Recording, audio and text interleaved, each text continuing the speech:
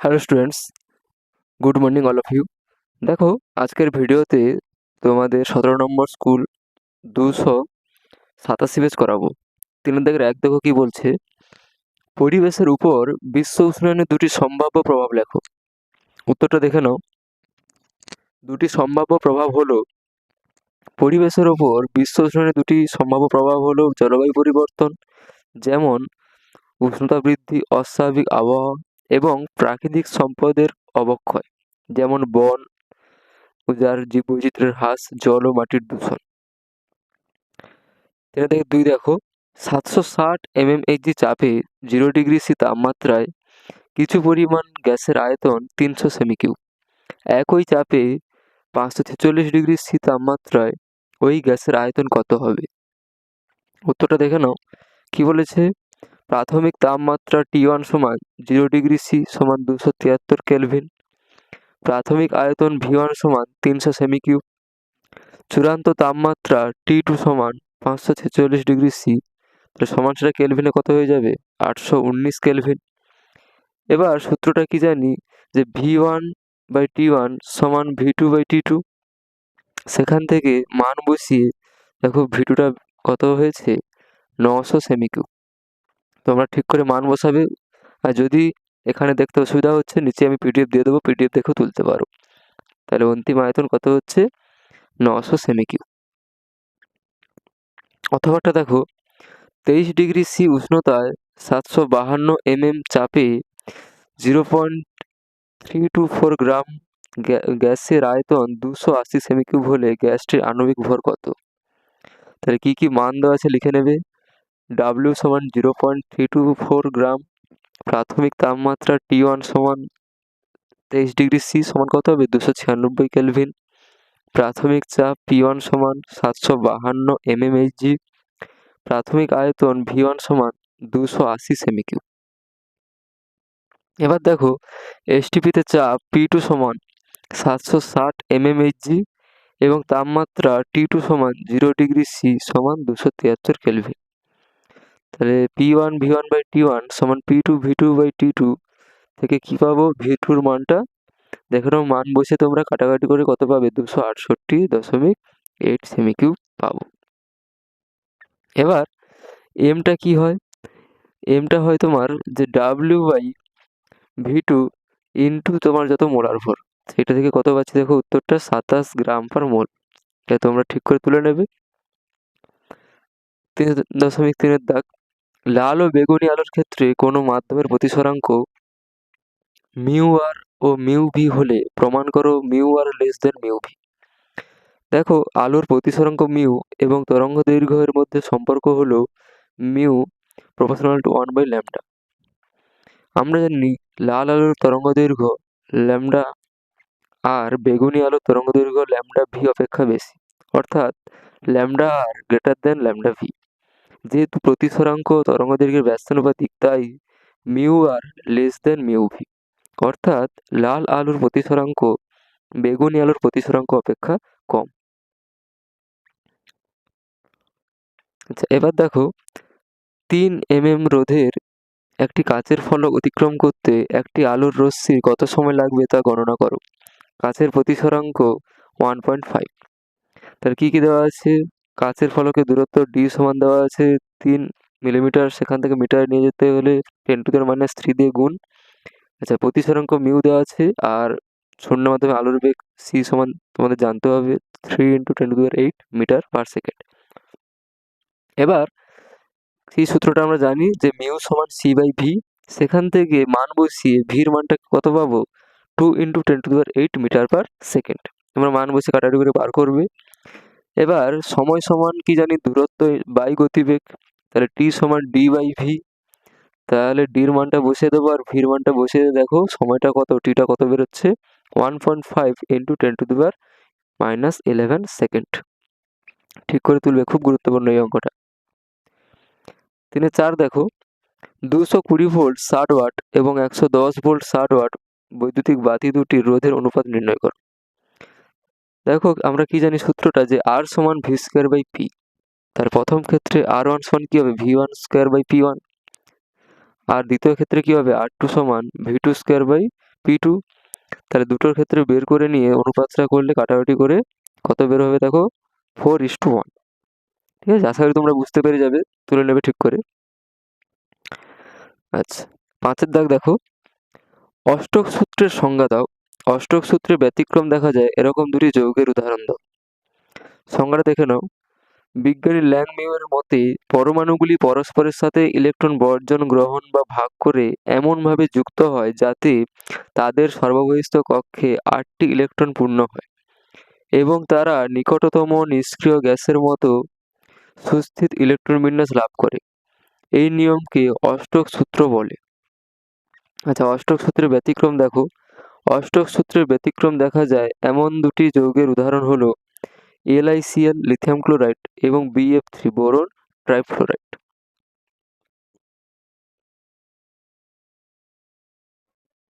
আর 6-এরটা দেখো, কোনটি আয়নীয় ও কোনটি সমযোজী চিহ্নিত করো। তাহলে এখানে আয়নীয় যৌগ হচ্ছে CaO, MgCl2 আর NaCl, আর সমযোজী যৌগ হচ্ছে CCl4। অথবাটা দেখো, আয়নীয় যৌগ ও সমযোজী যৌগের দুটি গুরুত্বপূর্ণ পার্থক্য। তার ভৌত অবস্থা দিয়ে লিখে দেবে। তাহলে আয়নীয় যৌগগুলি সাধারণত কঠিন ও কেলাসাকার হয়, কিন্তু সমযোজী যৌগগুলি সাধারণত গ্যাসীয়, তরল বা নরম কঠিন হয়। গলনাঙ্ক ও স্ফুটনাঙ্ক, আয়নীয় যৌগের গলনাঙ্ক ও স্ফুটনাঙ্ক খুব বেশি হয়, যেখানে সমযোজী যৌগের গলনাঙ্ক ও স্ফুটনাঙ্ক তুলনামূলকভাবে কম হয়। 7-এর দাগ দেখো, কি বলেছে, উত্তপ্ত কিউপ্রিক অক্সাইডের উপর দিয়ে NH3 গ্যাস চালনা করলে কি ঘটে, সমীকরণ সহ লেখো। কি বলেছে, উত্তপ্ত কিউপ্রিক অক্সাইডের উপর দিয়ে অ্যামোনিয়া গ্যাস চালনা করলে কিউপ্রিক অক্সাইড বিজারিত হয়ে তামা বা কপার ধাতুতে পরিণত হয়, অ্যামোনিয়া জারিত হয়ে নাইট্রোজেন গ্যাসে পরিণত হয় এবং জল উৎপন্ন হয়। বিক্রিয়াটা দেখে নাও। 3CuO প্লাস 2NH3 থেকে 3Cu plus N2 plus 3H2O। 8-এর দাগ, মেন্ডেলিভের সূত্রটি লেখো ও N এর অবস্থান লেখো। মেন্ডেলিভের পর্যায় সূত্র অনুসারে বিভিন্ন মৌলিক পদার্থের ভৌত ও রাসায়নিক ধর্মাবলী তাদের পারমাণবিক গুরুত্ব বৃদ্ধির সাথে সাথে পর্যায়ক্রমে পুনরাবৃত্ত হয়। N এর অবস্থান, পর্যায় সারণীতে N এ সোডিয়ামের অবস্থান হলো তৃতীয় পর্যায়, গ্রুপ 1। অথবাটা দেখো, লোহায় মরিচা পড়া প্রতিরোধের দুটো উপায়। এটা আগে হয়েছে, তোমরা দেখে নেবে, এটা আর বলছি না। 9-এরটা দেখো, ইথাইল অ্যালকোহল ও অ্যাসিটিক অ্যাসিডের একটি করে ব্যবহার। তাহলে ইথাইল অ্যালকোহল এটির বিভিন্ন ওষুধ যেমন টিংচার, আয়োডিন, কাশির সিরাপ ইত্যাদির প্রস্তুতিতে দ্রাবক হিসেবে ব্যবহৃত হয়। অ্যাসিটিক অ্যাসিড ভিনিগার প্রস্তুতে ব্যবহৃত হয়, যা খাদ্য সংরক্ষণে কাজে লাগে। অথবাটা কি বলেছে, র্যাকটিফাইড স্পিরিট কি? প্রায় 95.6% ইথাইল অ্যালকোহল এবং 4.4% জলের মিশ্রণকে র্যাকটিফাইড স্পিরিট বা বিশুদ্ধ স্পিরিট বলে। এটি একটি অ্যাজিওট্রপিক মিশ্রণ। 4-এর দাগের 1 দেখো, চার্লসের সূত্রটি বিবৃতি করো। এর থেকে প্রমাণ করো যে নির্দিষ্ট ভর সম্পন্ন গ্যাসের নির্দিষ্ট চাপে আয়তন পরম উষ্ণতার সমানুপাতিক। দেখে নাও, চার্লসের সূত্রটা আগেও হয়ে গেছে, আর বলছি না। দ্বিতীয় পার্টটা দেখো, ধরা যাক 0°C উষ্ণতায় নির্দিষ্ট ভরের কোনো গ্যাসের আয়তন V0। চার্লসের সূত্রানুসারে T°C উষ্ণতায় আয়তন VT হলে VT সমান V0 × 1 + T/273 সমান V0 273 + T/273। তাহলে পরম উষ্ণতা T সমান কি হবে, 273 + T এবং T0 সমান 273 কেলভিন। সুতরাং VT সমান V0 × T/T0 বা VT/T সমান V0/T0। যেহেতু নির্দিষ্ট ভরের গ্যাসের জন্য V0 এবং T0 স্থির, তাই V/T সমান ধ্রুবক, অর্থাৎ নির্দিষ্ট ভরের গ্যাসের আয়তন তার পরম উষ্ণতার সমানুপাতিক, V proportional to T। 4-এর 2 দেখো, 20 গ্রাম ক্যালসিয়াম কার্বনেটকে উত্তপ্ত করলে কত ভরের ক্যালসিয়াম অক্সাইড পাওয়া যাবে? এক্ষেত্রে STP-তে কত আয়তন CO2 উৎপন্ন হবে? ধরে নাও ক্যালসিয়াম কার্বনেটের সম্পূর্ণ বিয়োজন হয়েছে। তাহলে এখানে তোমাদের প্রথমে কি দেওয়া আছে দেখো, ক্যালসিয়াম কার্বনেটের আণবিক ভর 100 গ্রাম পার মোল বের করে নিয়েছে। বিক্রিয়াটা দেখো, CaCO3 থেকে CaO প্লাস CO2। সমীকরণ অনুযায়ী 100 গ্রাম CaCO3 থেকে 56 গ্রাম CaO এবং 44 গ্রাম CO2 উৎপন্ন হয়। তাহলে ঐকিক নিয়মটা দেখো, 100 গ্রাম CaCO3 পাওয়া যায় 56 গ্রাম CO থেকে, তাহলে 20 গ্রাম CaCO3 থেকে পাওয়া যাবে 11.2 গ্রাম। তাহলে আমরা জানি যে কোনো গ্যাসের 1 মোল STP-তে 22.4 লিটার আয়তন দখল করে। তাহলে 100 গ্রাম CaCO3 থেকে উৎপন্ন হয় 1 মোল CO2, যা হচ্ছে 22.4 লিটার CO2। সুতরাং 20 গ্রাম থেকে কত হবে? দেখো কাটাকাটি করে ঐকিক নিয়ম করে 4.48 লিটার। ঠিক আছে, পিডিএফ দেখে তুলে নেবে। আমি নিচে পিডিএফ দিয়ে দেবো, তোমরা পিডিএফটা ভালো করে দেখে তুলবে। আর যদি না বুঝতে পারো কমেন্টে অবশ্যই জানিও। 4 থেকে 2 দেখো, 20 গ্রাম ক্যালসিয়াম, এটা তো হয়ে গেল। অথবাটা দেখো, O2 এর উপস্থিতিতে SO2 এর জারণের ফলে SO3 প্রস্তুত করা হলো। 40 গ্রাম SO3 উৎপন্ন করতে কত গ্রাম SO2 এর প্রয়োজন? তাহলে প্রথমে দেখো কি করে নিয়েছি, SO2 এর আণবিক ভর বের করে নিয়েছি, SO3 এর আণবিক ভর বের করে নিয়েছি। এবার বিক্রিয়াটা জানতে হবে, SO2 প্লাস O2 থেকে 2SO3। সমীকরণ অনুযায়ী 128 গ্রাম SO2 থেকে 160 গ্রাম SO3 উৎপন্ন হয়। তাহলে 1 এ কত আর 40 এ কত ঐকিক নিয়ম করে নেবে। তাহলে উত্তরটা কত হবে? 32 গ্রাম উৎপন্ন হয়, 32 গ্রাম প্রয়োজন হবে। 4 থেকে 3 দেখো, দৈর্ঘ্য প্রসারণ গুণাঙ্ক কাকে বলে? চার্লসের সূত্র থেকে গ্যাসের আয়তন প্রসারণ গুণাঙ্কের মান নির্ণয় করো। দৈর্ঘ্য প্রসারণ গুণাঙ্ক হলো প্রতি একক উষ্ণতা বৃদ্ধিতে কোনো বস্তুর প্রতি একক দৈর্ঘ্যে যে পরিমাণ বৃদ্ধি ঘটে তার মান। চার্লসের সূত্র থেকে গ্যাসের আয়তন প্রসারণ গুণাঙ্কের মান 1/273। অথবাটা দেখো, তাপ পরিবেদাঙ্ক কাকে বলে? তাপ পরিবেদাঙ্কের মাত্রা সংকেত লেখো। তাপ পরিবেদাঙ্ক হলো স্থির অবস্থায় কোনো পদার্থের মধ্য দিয়ে তাপ পরিবহনের হার, যখন পদার্থের দুই বিপরীত পৃষ্ঠের উষ্ণতার পার্থক্য একক এবং পৃষ্ঠগুলির ক্ষেত্রফল ও দূরত্ব একক হয়। তাপ পরিবেদাঙ্কের মাত্রা সংকেত হলো mLT-3K-1 বা mLT-3θ-1। 4 থেকে 4, শূন্য মাধ্যমে আলোর বিচ্ছুরণ হয় না কেন? আলোর বিচ্ছুরণের একটি প্রাকৃতিক উদাহরণ দাও। প্রতিবিম্বের রৈখিক বিবর্ধন কাকে বলে? শূন্য মাধ্যমে আলোর বিচ্ছুরণ হয় না কারণ সেখানে বিভিন্ন বর্ণের আলোর গতিবেগ একই। দেখো 1 নম্বরে যেহেতু প্রশ্ন, এক কথায় উত্তর দিয়ে দেবে। আলোর বিচ্ছুরণের একটি প্রাকৃতিক উদাহরণ হলো রামধনু গঠন। শেষ প্রশ্ন দেখো, প্রতিবিম্বের রৈখিক বিবর্ধন হলো প্রতিবিম্বের দৈর্ঘ্য এবং বস্তুর দৈর্ঘ্যের অনুপাত। অথবাটা দেখো, আপেক্ষিক প্রতিসরাঙ্ক ও পরম প্রতিসরাঙ্কের মধ্যে সম্পর্কটি লেখো। কোনো মাধ্যমের আপেক্ষিক প্রতিসরাঙ্ক কোন কোন বিষয়ের উপর নির্ভর করে? দেখে নাও, সম্পর্কটা দেখে নাও।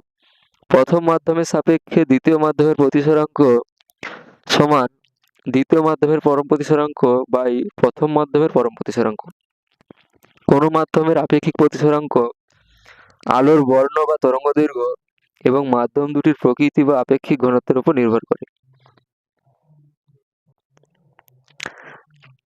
4 থেকে 5, এটা তোমাদের আগে স্কুলে করে দিয়েছি। ন্যূনতম চ্যুতিকোণের যে শর্তটা, এটা তোমাদের আগে করে দিয়েছি, এটা করে নেবে।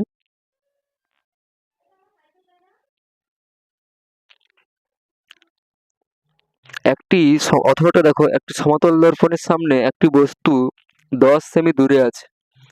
দর্পণটিকে বস্তুর দিকে 4 সেমি সরানো হলে প্রতিবিম্বটি কত দূরে সরে যাবে? কোন ক্ষেত্রে মিউ সমান সাইন আই বাই সাইন আর সূত্রটি প্রযোজ্য হয় না? দেখো, সমতল দর্পণের ক্ষেত্রে বস্তু দূরত্ব এবং প্রতিবিম্ব দূরত্ব সমান হয়, অর্থাৎ ইউ সমান ভি। প্রারম্ভিক দূরত্ব বস্তু দর্পণ থেকে 10 সেমি দূরে ছিল, তাই প্রতিবিম্ব দর্পণের পিছনে 10 সেমি দূরে ছিল। মোট দূরত্ব 20 সেমি। দর্পণটিকে বস্তু দিকে 4 সেমি সরানো হলো। দর্পণ ও বস্তুর মধ্যে নতুন দূরত্ব 6 সেমি। এখন প্রতিবিম্বটি দর্পণের পিছনে 6 সেমি দূরে গঠিত হবে। প্রতিবিম্বের সরণ 10 - 6 = 4, অর্থাৎ বস্তুর সরণের দ্বিগুণ। 2 × 4 = 8 সেমি। মিউ সমান সাইন আই বাই সাইন আর সূত্রটি হলো স্নেলের সূত্র। এই সূত্রটি আলোর প্রতিসরণের জন্য প্রযোজ্য। আলোর প্রতিফলনের ক্ষেত্রে আপতন কোণ এবং প্রতিফলন কোণ সমান হয়, যা প্রতিসরাঙ্ক নয়। সুতরাং এই সূত্রটি প্রতিফলনের ক্ষেত্রে প্রযোজ্য হয় না। 4 থেকে 6 দেখো, তামার রোধাঙ্ক 1.68 × 10⁻⁶ ওহম সেমি বলতে কি বোঝো? তাহলে দেখো, তামা রোধাঙ্ক 1.68 ইন্টু 10⁻⁶ ওহম বলতে বোঝায় 1 সেমি দৈর্ঘ্য এবং 1 বর্গ সেমি প্রস্থচ্ছেদ বিশিষ্ট একটি তামার খণ্ডের রোধ হলো 1.68 ইন্টু 10⁻⁶ ওহম। যে সূত্র থেকে পরিবাহীর দুই প্রান্তে বিভব প্রভেদের সঙ্গে তড়িৎ প্রবাহ মাত্রার সম্পর্ক জানা যায় সেটি হলো ওহমের সূত্র। এই সূত্র অনুযায়ী উষ্ণতা ও অন্যান্য ভৌত অবস্থা অপরিবর্তিত থাকলে কোনো পরিবাহীর মধ্য দিয়ে প্রবাহিত তড়িৎ প্রবাহ মাত্রা পরিবাহীর দুই প্রান্তের বিভব প্রভেদের সমানুপাতিক, V সমানুপাতিক I।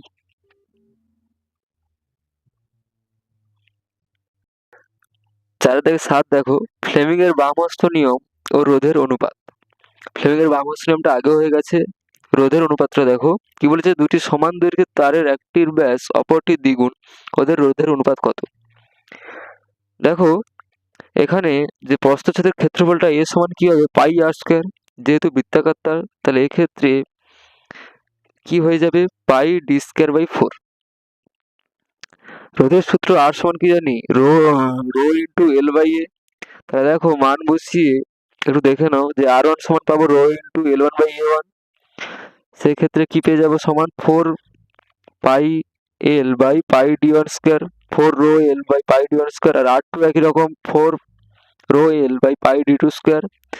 দেখো মান বসিয়ে কাটাকাটি করে R one by R two কত বেরোবে, 1/4। তাহলে অনুপাতটা কত পেয়ে যাব, দুটি রোধের অনুপাত 1:4। 4-7 দেখো, দুটি রোধের শ্রেণী সমবায় ও সমান্তরাল সমবায়ের রোধ যথাক্রমে 12 ওহম ও 5/3 ওহম। এটা অথবাটা রোধ দুটির মান নির্ণয় করো। তাহলে প্রথম ধরে নেব কি, ধরা যাক রোধ দুটি R1 এবং R2। তাহলে শ্রেণী সমবায়ের তুল্য রোধ আর এর সমান তাদের যোগফল R1 প্লাস R2 সমান 12 ওহম। সমান্তরাল সমবায়ের তুল্য রোধ RP সমান R1 R2 by R1 plus R2 সমান 5/3 ওহম। এবার ওখানে R1 প্লাস R2 সমান 12 বসিয়ে দিলে R1 R2 বাই 12 সমান 5/3। তাহলে R1 R2 সমান 20। এখন একটা সূত্র জানি কি, R1 minus R2 whole square সমান R1 plus R2 whole square minus 4 R1 R2। দেখো মান বসিয়ে R1 R2 কত আসবে, 8 ওহম। তাহলে R1 প্লাস R2 সমান 12 এবং R1 মাইনাস R2 সমান 8, এই দুটোকে যোগ করলে R1 কত পেয়ে যাচ্ছি, 10 ওহম। আর মান বসিয়ে R2 কত পাবো, 2 ওহম। তাহলে দুটি রোধের মান হচ্ছে 10 ওহম এবং 2 ওহম। তোমরা পিডিএফ দেখে তুলতে পারো বা এখানে ভিডিও পজ করে তুলে নেবে। 4-8 দেখো, 4-8টা আগেও করে দিয়েছি, অনেকবার হয়ে গেছে, তোমরা তুলে নেবে এটা, কয়টি আলফা কণা বেরিয়ে গেছে আর কয়টি বিটা কণা বেরিয়ে গেছে এটা তুলে নেবে ঠিক করে। 9 তড়িৎ ঋণাত্মতা কাকে বলে, আগেও হয়েছে। মেন্ডেলিভের ত্রুটিটা দেখে নাও। হাইড্রোজেনের অবস্থান, হাইড্রোজেনের অবস্থান নির্দিষ্ট নয়, কারণ এটি ক্ষার ধাতু এবং হ্যালোজেন উভয়ের বৈশিষ্ট্য দেখায়। আইসোটোপের অবস্থান, আইসোটোপগুলির পারমাণবিক ভর ভিন্ন হলেও তাদের জন্য পৃথক কোনো স্থান রাখা হয়নি। কিছু মৌলের অসঙ্গতিপূর্ণ অবস্থান, কিছু ক্ষেত্রে বেশি পারমাণবিক ভর বিশিষ্ট মৌলকে কম পারমাণবিক ভর বিশিষ্ট মৌলের আগে রাখা হয়েছে, যেমন AR কে K এর আগে। অথবা দেখো A, B ও C মৌল তিনটির পরমাণু ক্রমাঙ্ক Z-2, Z এবং Z+1। B একটি নিষ্ক্রিয় মৌল হলে কার তড়িৎ ঋণাত্মতা সবচেয়ে বেশি? তাহলে এখানে দেখো যে Z-2 যেটা আছে এবং সেখানে দেখো C মৌলটির তড়িৎ ঋণাত্মতা সবচেয়ে বেশি। পর্যায় সারণীতে একদম বাম দিক থেকে ডানে গেলে তড়িৎ ঋণাত্মতা বৃদ্ধি পায়। B নিষ্ক্রিয় মৌল হয়, এটি সম্ভবত 18 নম্বর গ্রুপে অবস্থিত, তাই C এখানে উত্তরটা ভুল এখানে দেওয়া আছে, এটা হচ্ছে A মৌলটির হবে। Z-2 মানে A মৌলটির তড়িৎ ঋণাত্মতা বেশি, কারণ তার 16 নম্বরে আছে। তোমরা A মৌলটি করে নেবে, ঠিক আছে। তাহলে প্রথম উত্তরটা কি হবে, এখানে C না হয়ে A লিখবে তোমরা। আচ্ছা, সবচেয়ে বেশি আয়নন বিভব কার? তাহলে দেখো B মৌলটির আয়নন বিভব সবচেয়ে বেশি, একই যুক্তি। পারদ তড়িৎ পরিবহন করে, এটি কি তড়িৎ বিশ্লেষ্য পদার্থ? দেখো পারদ একটি তরল ধাতু, ধাতুগুলি মুক্ত ইলেকট্রনের মাধ্যমে তড়িৎ পরিবহন করে। এই প্রক্রিয়ায় পদার্থের কোনো রাসায়নিক পরিবর্তন বা বিয়োজন ঘটে না। তড়িৎ বিশ্লেষ্য পদার্থ হতে গেলে গলিত অবস্থায় আয়নিত হতে হয়। তড়িৎ পরিবহনের সময় রাসায়নিক পরিবর্তন ঘটে, পারদের ক্ষেত্রে তা হয় না, তাই পারদ তড়িৎ বিশ্লেষ্য নয়। কোনো বস্তুর উপর রূপোর প্রলেপ দিতে হলে পটাশিয়াম আর্জেন্ট ও সায়ানাইড দ্রবণ ব্যবহার করা হয়। স্পর্শ পদ্ধতি, এটা দেখে নেবে তোমরা, তোমাদের এই পরীক্ষার জন্য গুরুত্বপূর্ণ। আগেও করে দিয়েছি ভিডিওতে, ধাপগুলো তুলে নিতে পারো দেখে দেখে। এখানে তোমার 4টে ধাপে সম্পন্ন হয়েছে। প্রথমে সালফার ডাইঅক্সাইড, সালফার ট্রাইঅক্সাইড, তারপরে কি ওলিয়াম যেটা, আর শেষে একদম সালফিউরিক অ্যাসিড। 4-12 মিথেনের প্রতিস্থাপন বিক্রিয়া যেটা আছে, মিথেন এবং ক্লোরিনের বিক্রিয়াটা, এইটাও খুব গুরুত্বপূর্ণ, স্টার দিয়ে রাখবে, তুলে নাও এটা। তারপরে দেখো পার্ট কোশ্চেন যেটা আছে, স্যাবেটিয়ার সেন্ডারেন্স বিচারণ কাকে বলে। কি বলেছে দেখো, নিকেল অনুঘটকের উপস্থিতিতে প্রায় 300 ডিগ্রি সি উষ্ণতায় ইথিলিনকে হাইড্রোজেন দ্বারা বিজারিত করে ইথেন উৎপন্ন করার পদ্ধতিকে স্যাবেটিয়ার সেন্ডারেশন বিজারণ বলে। এটি অসম্পৃক্ত হাইড্রোকার্বন থেকে সম্পৃক্ত হাইড্রোকার্বন তৈরির একটি শিল্প পদ্ধতি। সমীকরণটা দেখো, CH2 double bond CH2 plus H2 থেকে Ni এবং 300 ডিগ্রি সি দিলে CH3 সিঙ্গেল বন্ড CH3, তুলে নেবে এটা। অথবাটা দেখো, শিল্পক্ষেত্রে ইথিলিন প্রস্তুতির বিক্রিয়াটি লেখো, ইথিলিনের দুটি ব্যবহার লেখো। শিল্পক্ষেত্রে প্রধানত পেট্রোলিয়াম বা প্রাকৃতিক গ্যাসের ক্র্যাকিং প্রক্রিয়ায় ইথিলিন প্রস্তুত করা হয়। এটি সাধারণ উদাহরণ হলো ইথেন থেকে ইথিলিন প্রস্তুতি। CH3 থেকে 700 থেকে 900 ডিগ্রি সি দিলে CH2 double bond CH2 plus H2। ইথিলিনের দুটি ব্যবহার দেখো, পলিথিন উৎপাদনে এবং ফল পাকাতে। তাহলে তোমাদের যদি ভিডিও ভালো লাগে অবশ্যই শেয়ার করে দিও, আর তোমরা কমেন্টে অবশ্যই জানিও কার কি অসুবিধা হচ্ছে বা কোন চ্যাপ্টার লাগবে, ঠিক আছে।